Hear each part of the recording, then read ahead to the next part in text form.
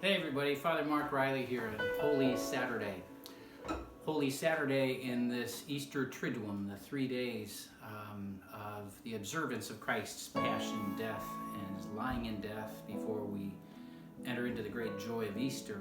Hey everyone, Father Scott here. Just a few thoughts on Holy Saturday. Just a quick thought about today, Holy Saturday. It really is a whole lot quieter right now, isn't it? For all of us. You know, in a certain weird kind of way, this is kind of helping us to enter into the spirit of Holy Saturday in a way that we normally don't get to do.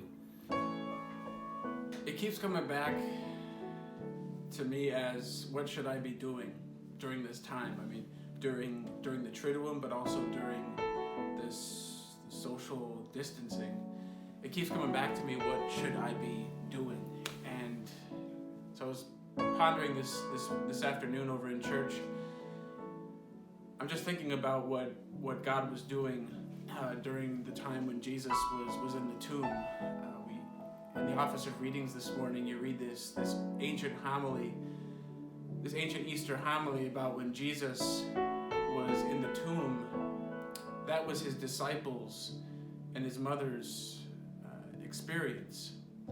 But what he was doing was he was going, as it's been said, into the farthest limits of God-forsakenness to free us, to free all those who had gone before us from the power of death. Usually, what's the day before Easter like? It might not quite be like the day before Christmas or Christmas Eve, but certainly this time of year with Easter Sunday just around the corner, there's a lot of preparation going on. Maybe even if you went to church on Good Friday, as many people do, which is wonderful. A lot of people come and observe the Passion of the Lord on Good Friday.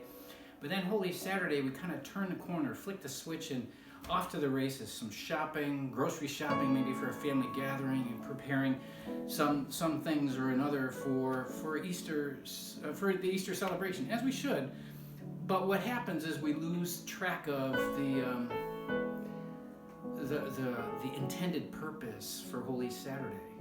There's a reason why we have a Holy Saturday, a day's delay between Good Friday and on the third day, the Lord's resurrection. And first of all, we're keeping the days as they unfolded in the gospel. But it's also meant to be a day in which we sit with what just happened on Good Friday. We sit with it. We turn it over in our hearts. We're meant to reflect on the magnitude of the mystery that we encounter on Good Friday. But also just in a more practical way, you know what I keep thinking about what I'm supposed to be doing? I'm really not supposed to be doing anything.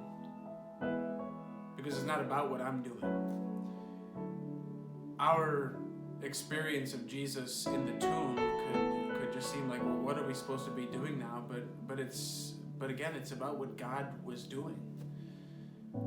We get so caught up, and this is what I do, is I get so caught up in my own to-do list that it becomes sometimes to the exclusion of what God wants to work in my life and through my life to those around me.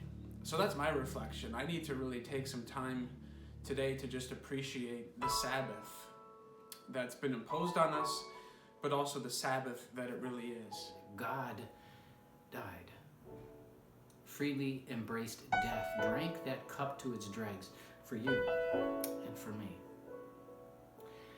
And we let that sink in on Holy Saturday as we prepare for what is to come, that we know is coming, the great unfolding, the great denouement of the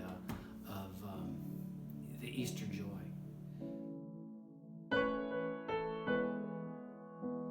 On the seventh day, God rested after his work of creation.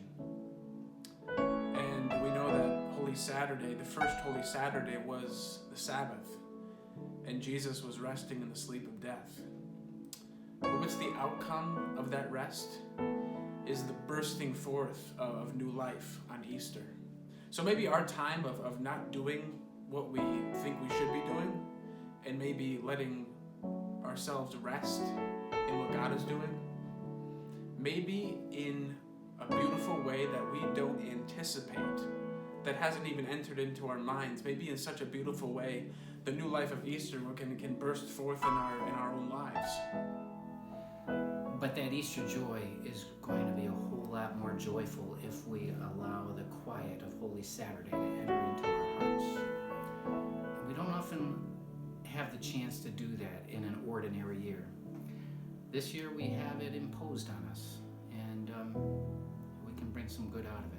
Let God bring some good out of it by keeping Holy Saturday and not kicking against the imposed silence and slowdown that we're dealing with, but rather roll with it and see what God does in it. Just a few thoughts. So I hope that this Triduum has been good for you so far, and we look forward to praying with you later on today in the Easter Vigil, and we'll be talking with you again. God bless you. Hope you're having a great Holy Saturday, and I'll see you at Easter.